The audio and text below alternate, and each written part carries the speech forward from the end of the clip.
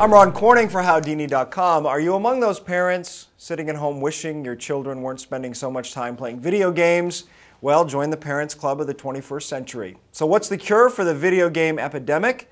Let's get some answers from Chris Byrne. He's editor-at-large for Toys and Family Entertainment, as well as royalties, and a contributing editor for Toy Wishes. All right, Chris, this is a hot-button topic here, Absolutely. Video games. Because on the one hand, we don't want to demonize video games entirely, because I would think too much of anything is not good for a child. So here's the question, are video games addictive?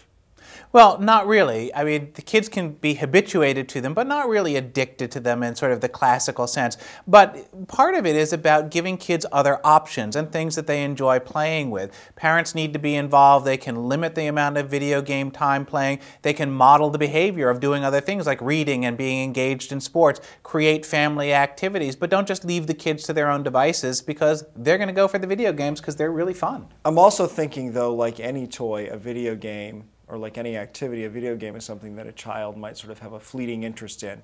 They're interested in it for a time and then they've moved on to something else, but they typically then just move on to another video game. Right, and I think that one of the things we talk about a lot is the need to have a balanced toy box. Kids need experiences. Video games are part of that. There's problem solving, there's action, there's fun, all of that involved in it. But you also need to be physical, you need to be intellectually challenged, and you need to have social play with other kids. We're surrounded here by some of the other options for kids. You've got something as simple as a talking parrot. Then you've got this Meow Pup, is that what it's called? Right. Which is sort of the new high-tech virtual pet. A Whack-A-Mole, and I'm thinking these things are on the market because they still also sell in addition to the video game. So this part of the toy business isn't gone.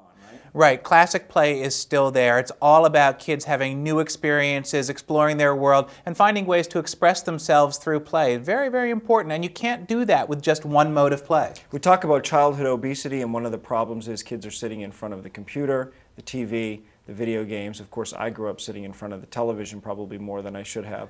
But then that raises the whole idea of these video games that provide activity and interactive play like Wii. Would you recommend those over a classic video game? Well, they're definitely great games, and certainly the bowling has been great for kids of all ages, even up to seniors. But it's not going to replace sort of athletics, but it certainly is going to be a step in the right direction. Fisher-Price has done stuff with kids to get them active and moving. There are all the dance mats that are out there. It's really about taking a sedentary activity and making it a little more active, but it doesn't replace athletics or aerobics. Let's talk specifically about this idea that a child playing a video game is something they can do on their own, which maybe in some cases they choose to do solo activities. What are the other options aside from Well, reading a book is always a great one. There's all kinds of models, puzzles are great. Construction toys are also very good because it's problem solving in the abstract, which is going to be very important as kids get into math and writing and other kinds of academic disciplines. How about solitaire, right?